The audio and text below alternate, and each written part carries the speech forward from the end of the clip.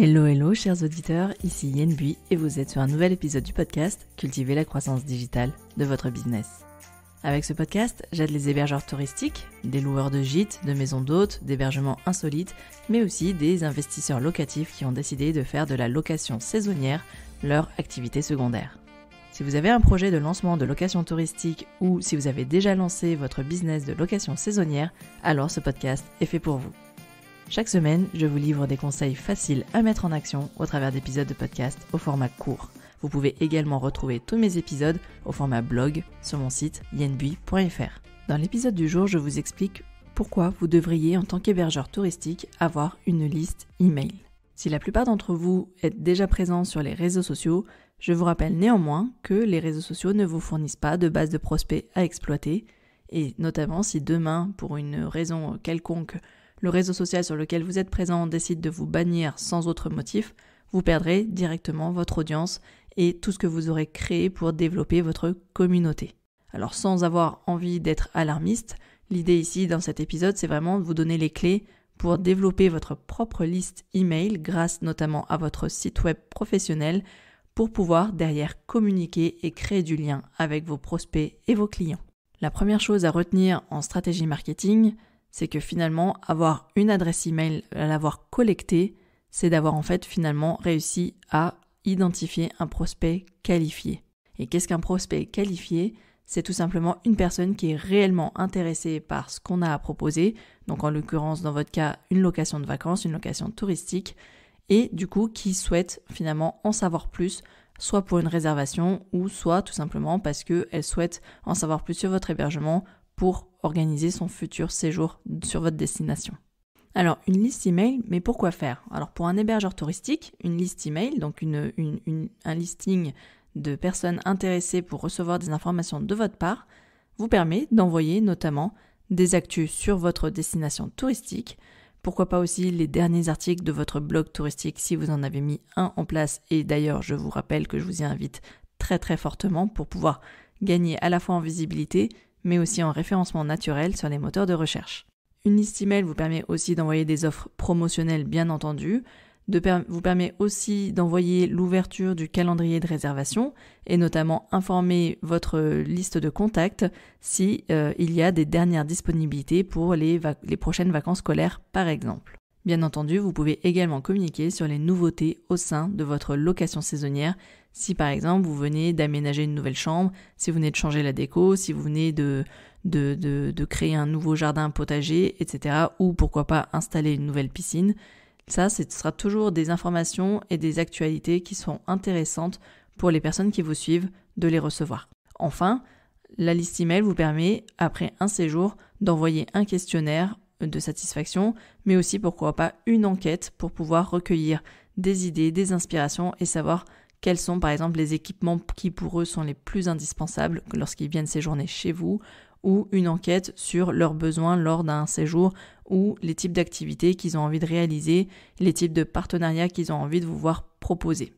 L'un des principaux avantages d'avoir une liste email, c'est de pouvoir avoir la possibilité de créer des segments de contacts et des séquences d'emails différentes. Ça veut dire que vous allez pouvoir vraiment segmenter votre base d'emails auprès de, par exemple, de prospects qui sont uniquement des prospects intéressés par votre offre, des clients qui sont venus une fois chez vous, ce que j'appelle des clients one-shot, mais aussi une liste VIP de clients réguliers aussi, par exemple. À chaque segment de contact que vous aurez, vous allez pouvoir envoyer ce qu'on appelle des séquences d'emails différentes. C'est-à-dire entre quelqu'un qui vient juste de s'abonner à votre newsletter ou un client régulier qui a l'habitude de recevoir vos informations, vous allez pouvoir envoyer des séquences d'emails différentes, notamment des séquences d'emails de bienvenue pour ceux qui viennent tout juste d'arriver dans votre liste email.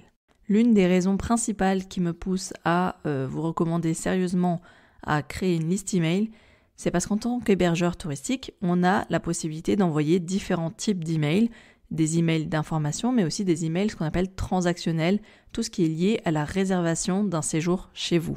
La chance et la force qu'un hébergeur touristique peut avoir vis-à-vis d'autres confrères, d'autres commerçants, prestataires, office de tourisme, c'est qu'en fait, les emails que vous envoyez peuvent être d'ordre informationnel, peuvent être d'ordre transactionnel, mais il faut savoir que les emails d'hébergeurs touristiques sont en général les plus lus par leurs destinataires.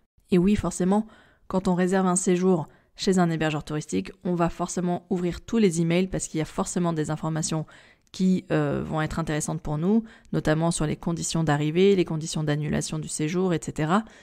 À savoir qu'un taux d'ouverture moyen est plutôt compris entre 15 et 25% chez les hébergeurs sur la partie email informationnel, c'est-à-dire de type newsletter, mais ce taux d'ouverture peut passer de 75 à 80% lorsqu'on parle d'emailing transactionnel, donc de confirmation de séjour, etc.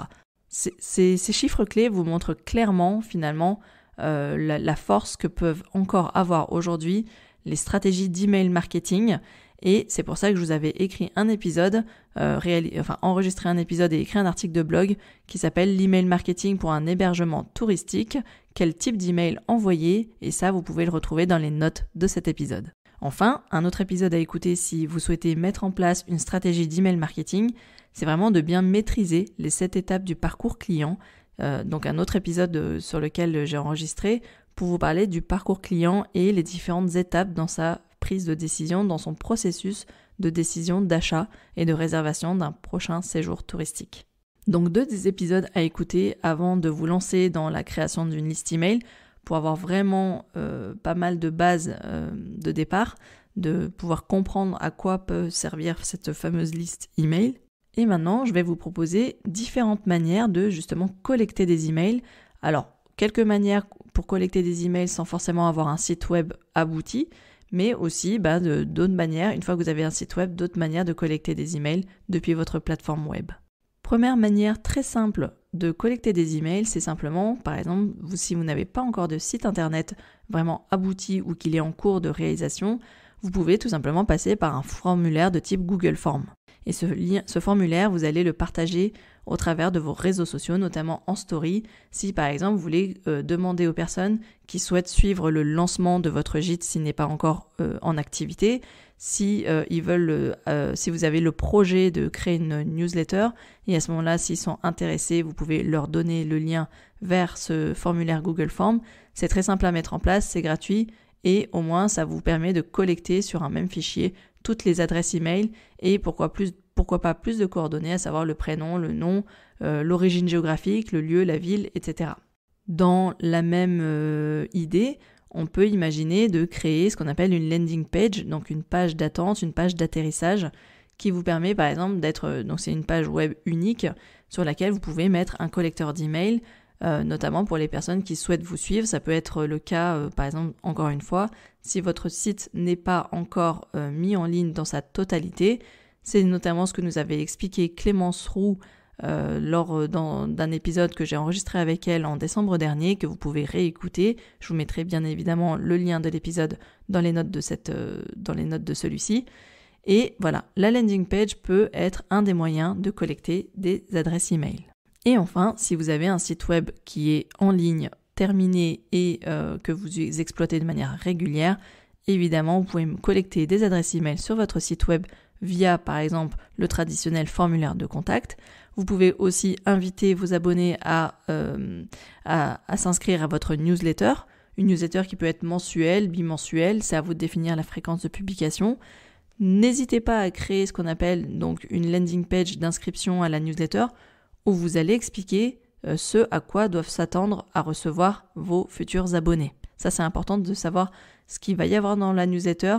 Est-ce qu'il s'agit uniquement des newsletters d'offres promotionnelles ? Est-ce qu'il s'agit des newsletters de type information touristique sur la destination, etc. N'hésitez pas vraiment à vendre cette newsletter parce que collecter des emails, c'est finalement collecter une donnée qui est vraiment importante, qui a de la valeur.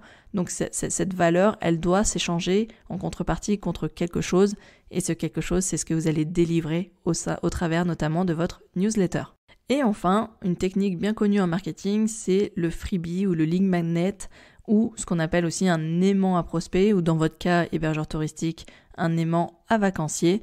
C'est quelque chose que vous allez proposer gratuitement en échange d'une adresse email. Cela peut être une offre de remise, cela peut être une checklist à télécharger, cela peut être un livret d'accueil à télécharger en PDF également.